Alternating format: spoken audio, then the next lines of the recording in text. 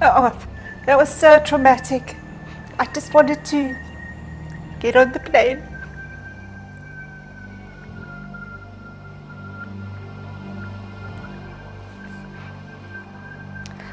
I just wanted to leave.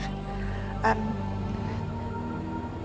as soon as that aeroplane took off, it was like a weight fell off me.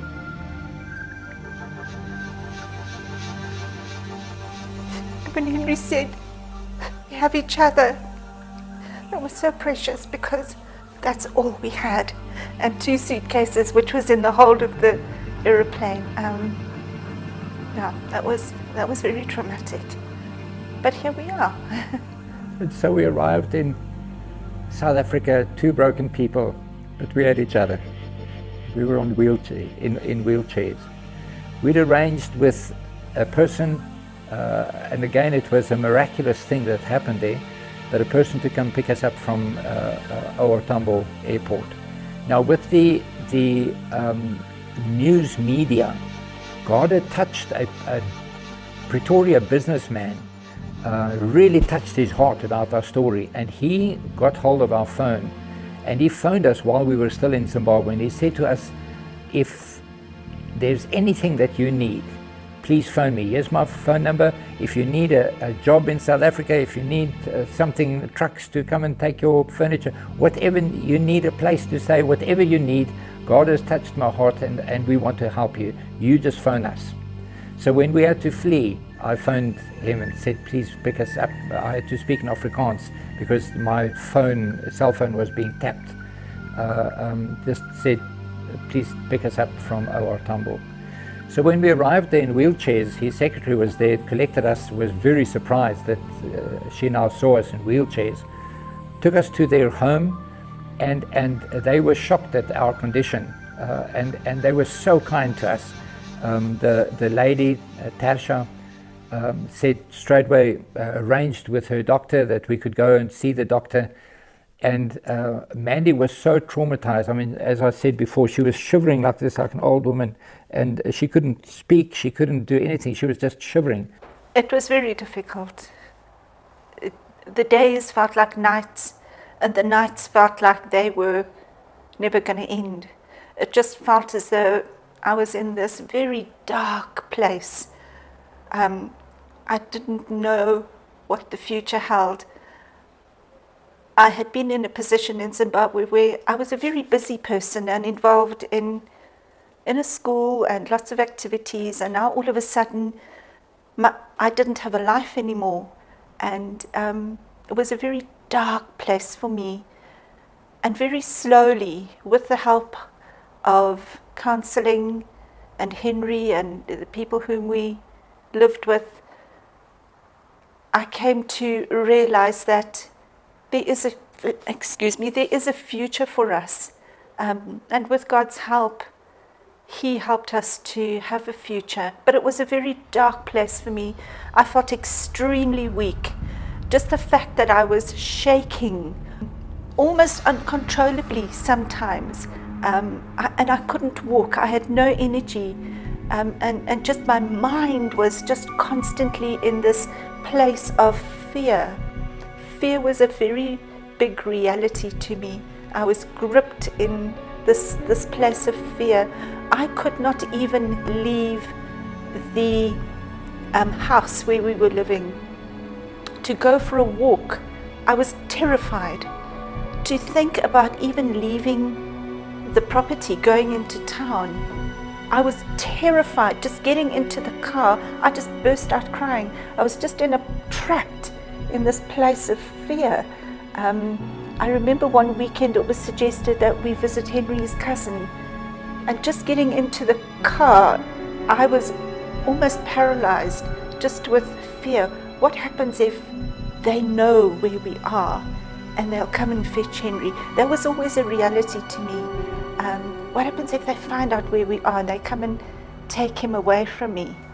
So the doctor put her under sedation for about 3 hours, so she could just calm down. And I just had to wait for her to relax and calm down. And then she was taken off to ICU She had many tests done. They said the trauma was so bad that they feared that the blood might be too thick and blood clotting into the brain and cause a stroke. And so they took her into ICU and cared for her.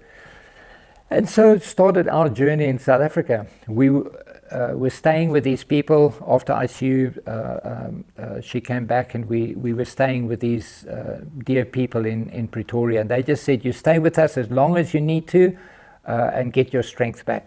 And slowly but surely I started helping Mandy to learn how to walk again. And we'd take 2 steps, 3 steps, 5 steps, 10 steps. It took her about almost 2 months before she could walk holding on to me for about 100 meters or more. She was really, really weak. But in that week, I describe this weak situation because that's how we started off in South Africa, utter weakness. In that weak situation, one evening, Mandy and I were bathing together, and Mandy said to me, my darling, what does tomorrow hold for us? What are we going to do? We don't have jobs. We don't have a place to stay. We can't live here forever. What are we going to do? And an inspiration came to me that I can only say was of the Holy Spirit. I said to her, my darling, we've got a plate of food to eat tonight. We've got a warm bed to sleep in tonight. Tomorrow is in God's hands. We're not going to sit in a heap and feel sorry for ourselves. We're going to start giving ourselves to people to minister to other traumatized people. And that's what we're going to do in South Africa. Help people, help the farmers that are so traumatized. Anybody who's traumatized, help them. And I said, we made a decision there. We said, we're never going to ask for money for payment for anything. You must know we had no money. We had nothing. We had 2 suitcases of clothes. I said, we're never going to ask for money.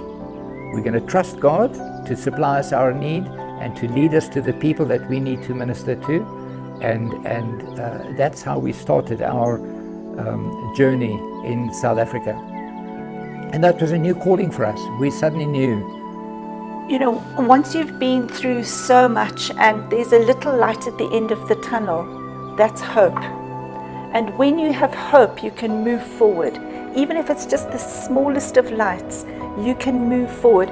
And once we started ministering, and I remember the very first time I was asked to minister, I was still very broken.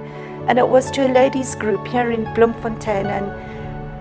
And it was just wonderful. As I shared my testimony of what God was busy doing with us, there were women there weeping. And one woman in particular who was going through a very difficult time in her life came for ministry afterwards. And you know, it was just such a wonderful feeling to know that what I had gone through actually is helping someone else. And that's when I started seeing the bigger picture. Yes, I'd gone through so much in my life, but God has taken me through that, and He's now empowering me and equipping me to help others who have gone through similar things. And you know what? If it means that we've had to go through that just so that we can help someone, it's worth it. Because of previous ministry in South Africa, we had contacts, men of the word especially, and we started ministering more and more. But it took 3 months of this little bit of going, traveling, borrowing somebody's car. It took 3 months before Mandy one day said to me, you know, I'm not shivering anymore. It took her 3 months to recover from that trauma. But after 3 months, God spoke to us. We were invited to come again to Bloemfontein to minister. And while we were there, God spoke to us very clearly and said to us, you've got to establish yourself in Bloemfontein. Now, you must know, Bloemfontein was completely new. We didn't know Bloemfontein at all, except for the people that we met when we ministered in the church there. But we didn't know Bloemfontein. But we just decided that's what God said. We're going to be obedient. Now, we didn't have a vehicle. We didn't have anything, just our clothes. So we arranged with a person in Bloemfontein, because we were still there when God spoke to us, and said to her that that's what God said. And so she helped us to arrange for a townhouse that we could lease.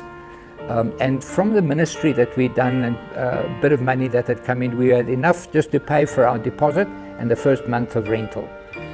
And then we had to go back to Pretoria to give the car back, and some other things happened.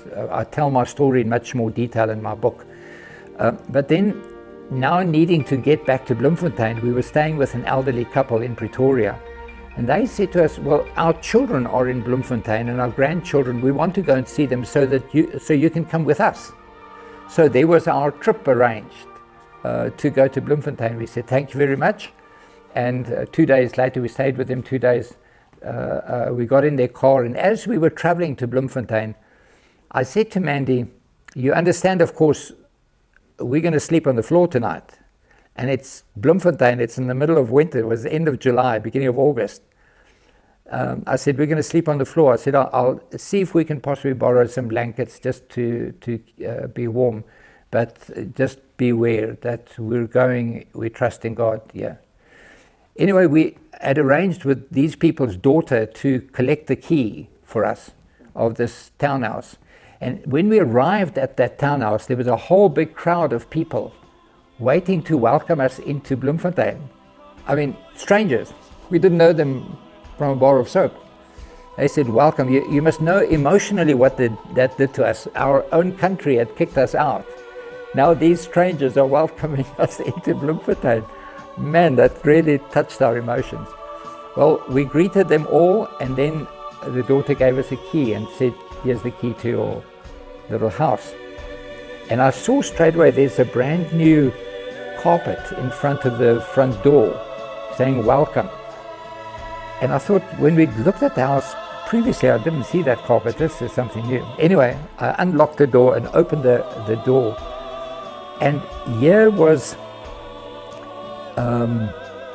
the whole house was completely furnished. Wow, you must know that just meant so much to us. We walked, our mouths were hanging open. There was everything that we needed: lounge suite, dining room suite, nice things on the wall, curtains, a fridge, pots and pans and cutlery and what have you. The pantry was full of food. We walked into our bedroom. There was a queen-size bed with duvets and cushions and everything made up, and everything was looking beautiful. And wow, in my room that I wanted to use as a study, there was a desk there and a printer and some bookshelves and things. You know, it was amazing. And as we walked through, I saw a little coffee table. And it took me straight back to the night that we had to leave our farm. As we went out of the door, Mandy looked back in the weak state that she was at that time. She looked back and she saw our coffee table, and she said to me, my darling, that was an inheritance from your mother. You can't leave that behind. We've got to take that with. I said to her, we can't. We must just leave it. We just have to close the door and go. You must know we closed the door to our life. Our clothes were still hanging in our cupboards. We had meat in the deep freeze and whatever. All our things were there. We had beautiful furniture, antique furniture and things, our tractors and trucks and trailers and cattle and everything. We just closed the door and walked out of our life. And so here we come into this house, and here's a coffee table, identical to my mother's. You know, I just wanted to burst into tears. I just felt, wow, God has been so good to us. So when everybody had left that night, we were sitting in bed and just praying and saying, thank you, Lord, for just looking after us so amazingly. And then when we finished praying, I said to Mandy, there's one thing that I see that we don't have. I should also mention that somebody had loaned us a car. They said, there's a vehicle available for you. You can use it as long as you need it until you can get your own. So I said to Mandy in the bed, I said, there's just one thing that I see that we don't have. I said, we've got a little bit of money. We've got a vehicle to use now. Tomorrow morning we can go into Bloemfontein, get to know a bit of Bloemfontein, and I'll get it for you. And that's an iron and an ironing board. And so we said, that's fine. And we went to sleep. I had a lovely night's sleep. The next morning we woke up with the sun shining in, and it was just a glorious morning. We went like these home makeovers. We went to see what is there to eat, what's in the pantry. And Mandy made some breakfast for us. And while we were having breakfast, there was a knock on the front door. I said to Mandy, who can that be? We don't know people in Bloemfontein. Anyway, I opened the door, and here was an elderly couple with a brand new iron and ironing board. They said to me, God told us to bring this to you. Some more tears. And so we've been in South Africa for 9 years. It was the 29th of April 2013 that we landed in South Africa. It's nearly 9 years now. And we've never asked for money from anyone.